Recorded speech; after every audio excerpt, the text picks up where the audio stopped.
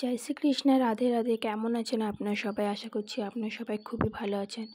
আর আমি আর আমার গোপসোনা খুবই ভালো আছি। আজকে আমি আপনাদের সাথে আলোচনা করব যে আমরা কি সব জায়গায় গোপাল সোনাকে নিয়ে যেতে পারি, বা সব জায়গায় কি গোপাল সোনাকে নিয়ে যাওয়া উচিত, বা কোন কোন জায়গায় আমরা আমাদের গোপাল সোনাকে নিয়ে যেতে পারি না। তাহলে এই ভিডিওটার মাধ্যমে জেনে নিন যে আমরা আমাদের গোপাল সোনাকে কোন কোন জায়গায় নিয়ে যেতে পারি আর কোন কোন জায়গায় নিয়ে যেতে পারি না। প্রথমত, আমরা কিন্তু আমাদের ছোট্ট মিষ্টি গোপাল সোনাকে সব জায়গায় নিয়ে যেতে পারি, কিন্তু এটা মনে রাখবেন, যদি আপনি একদিনের জন্য বা দুদিনের জন্য কোথাও যাচ্ছেন, তখন কিন্তু আপনি আপনার গোপাল সোনাকে নিয়ে যেতে পারেন।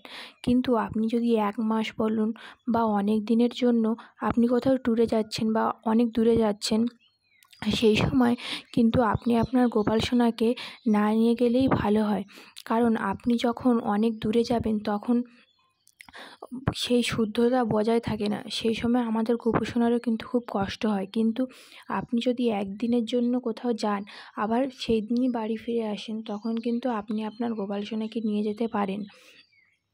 কিন্তু আর একটা কথা মনে রাখবেন, গোপাল সোনাকে কোনো শ্রাদ্ধ বাড়িতে আপনি নিয়ে যাবেন না, কারণ বৈষ্ণবরা কিন্তু শ্রাদ্ধ বাড়িতে অন্ন সেবা গ্রহণ করেন না। এটা আমার শোনা কথা, সেই জন্য আমার মনে হয় আপনি আপনার গোপাল সোনাকে শ্রাদ্ধ বাড়িতে নিয়ে যাবেন না। আর তৃতীয়ত, আপনি যদি কোনো কাজের সূত্রে অনেক দূরে থাকেন বা আপনি গোপাল সেবা করছেন, তখন তো অবশ্যই আপনাকে আপনার গোপাল সোনাকে নিয়ে যেতেই হবে, এটা হচ্ছে বাধ্যতামূলক। সেই সময় আপনি আপনার গোপাল সোনাকে দূরে কোথাও নিয়ে যেতেই পারেন। কিন্তু আপনার বাড়িতে যদি সেবা দেওয়ার মতো কেউ থেকে থাকে, তাহলে আপনি আপনার গোপাল সোনাকে রেখে দিয়ে যেতেই পারেন। আর আপনার গোপাল সোনার পাশে গোমাতা রেখে যেতে পারেন, আর গোমাতাকে বলে দিতে পারেন যে গোপাল সোনার খেয়াল রাখতে। গোমাতা কিন্তু গোপাল সোনার অবশ্যই খেয়াল রাখবে। যদি আপনাদের এই ভিডিওটা ভালো লেগে থাকে, তাহলে like, comment, share and subscribe করে পাশে থাকবেন। রাধে রাধে।